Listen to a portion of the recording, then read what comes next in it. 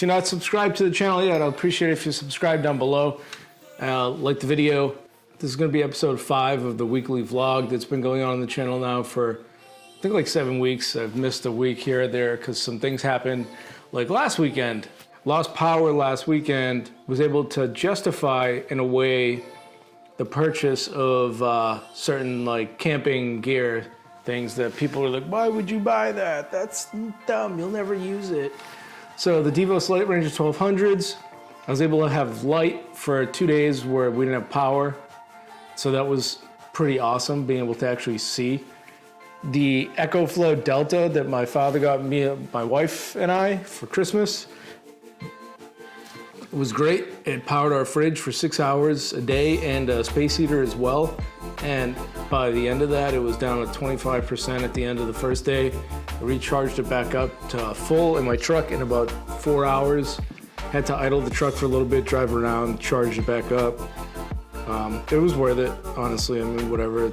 Obviously, it sucks. You have to run your vehicle for like 4 hours, but it's better than freezing my ass off inside. So yeah. Also, I got some pretty decent pictures over the weekend. I went out to some local trails that I found on like Onyx Off-Road and got stuck as shit, super stuck. Like to the point where I thought I was about to die that night stuck. So I went out alone. First mistake, don't go out alone when you're doing these things. But if you do, make sure you have all the recovery gear, a winch, shackles, tree savers, snatch block, like all that stuff. And that's also something that a lot of people are like, why even get that? You're never going off-road. You'll never use it in the mall, or like something stupid, you know what I mean? But yeah, to those people, whatever. Who cares? It's your money, do what you want with it. So if I didn't buy any of that stuff, like if my truck was factory, I was done for. I was done. There was no way I was getting out of there. I was completely screwed. I was up Craps Creek without a paddle. Say some other stuff, but I'm trying to curb my swearing. So yeah, that was interesting. I ended up avoiding a downed tree. I ended up at a 24-degree slope angle to the passenger side of the truck. So I was like, here. I get out thinking I'm in solid ground on the driver's side. That's not the case. All of a sudden I'm up to above my knees in frozen mud. So that was great. I thought I was gonna get stuck myself, like on foot. And it was around 6:30, so it was pretty dark at that point already. In my head, I'm like, damn, about to just get stuck and coyotes are gonna eat me. This is an awesome way to go. So, with that said, I was able to get to a tree that has like enough angle to pull me out of where I got sucked into. And if I didn't have the Moose Knuckle Jowl Shackles on the bumper, I don't know if I would be able to do it. I mean, I guess I could have pulled myself to the tree as opposed to pulling myself to the snatch block, which like doubles the winching pull power or some stuff. I don't know. I'm not a winch master wizard, so I have no idea. All I know is it multiplies the force which the winch is, I guess, putting out in a way or something like that. Who knows? Like I said, I'm not Merlin of winching and off-road recovery. I just didn't want to get stuck. So yeah, a regular shot, like a regular D-ring, and they have the retention pin, or the retention pin, I should say, in it. And when you unscrew that, the D-ring's gonna fall off where it's mounted. So,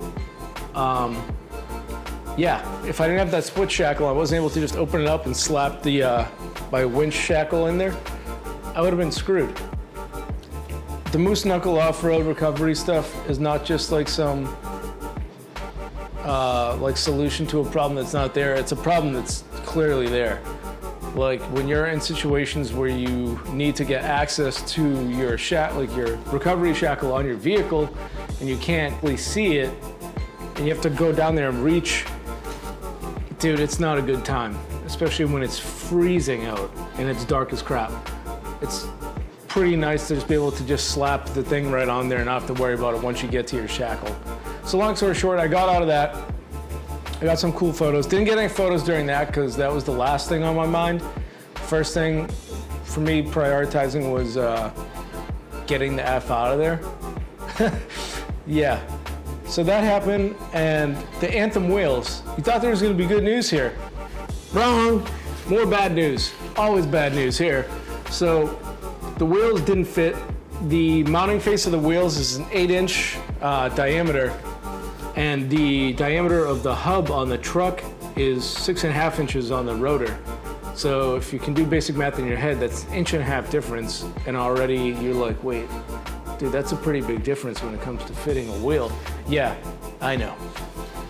So I had to grind down about 1/16 of an inch, or a little bit more than that, off of 2 areas of the caliper, like little rail system that's in the front.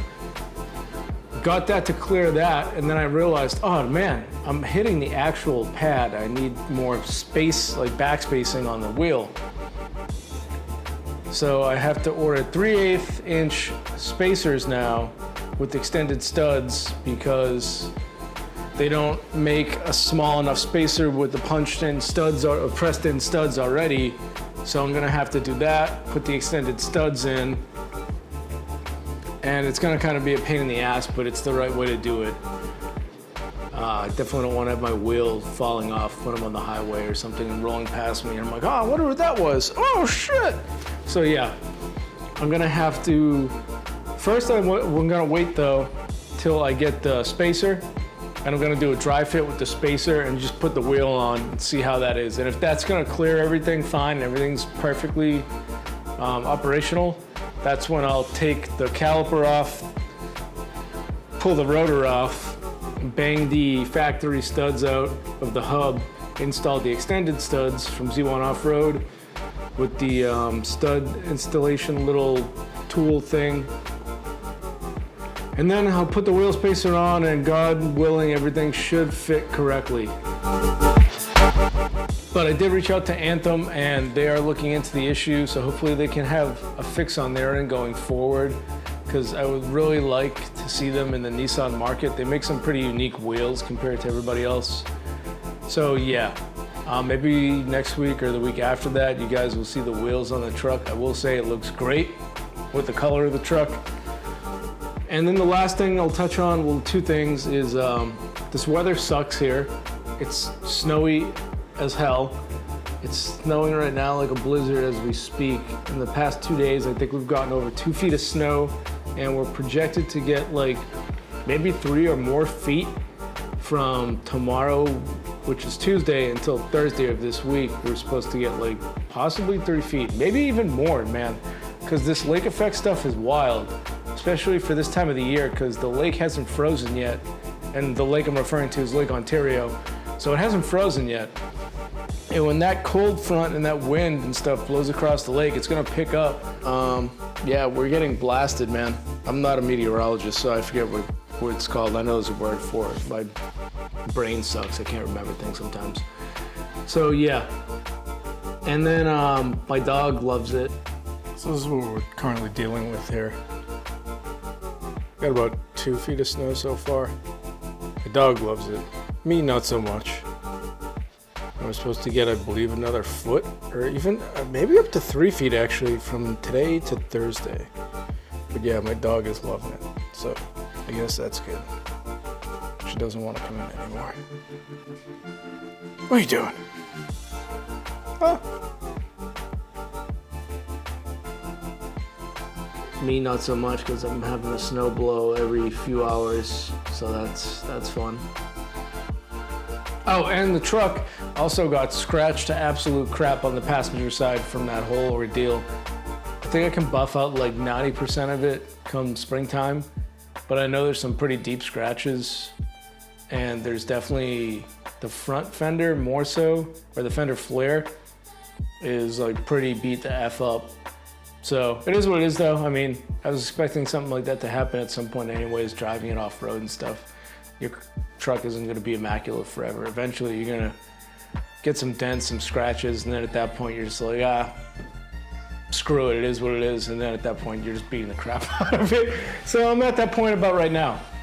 But yeah, Like I said at the beginning of the video, I appreciate it if you guys subscribe to the channel down below, like the video, comment, dude, what were you thinking going out alone? Are you retarded? Well, yes, I am retarded. Clearly, look at me. I don't know what I was thinking, honestly. I thought I could just go around the tree and I didn't see the washout. And I was like, oh, I gotta get some photos because I want to practice taking these pictures. And then I'm like, oh shit, I'm stuck. Oh no. So yeah, that was fun. And I had to explain to my wife why I was covered in mud from head to toe. And yeah, good times, good times. Yeah, so anyways guys, thanks for watching. I hope you have a great rest of your week. And going forward here, yeah, I hope I can get the wheels on to show you guys the setup because it does look pretty dope on the truck, honestly. But yeah, I mean, that's it, really. Thanks, guys.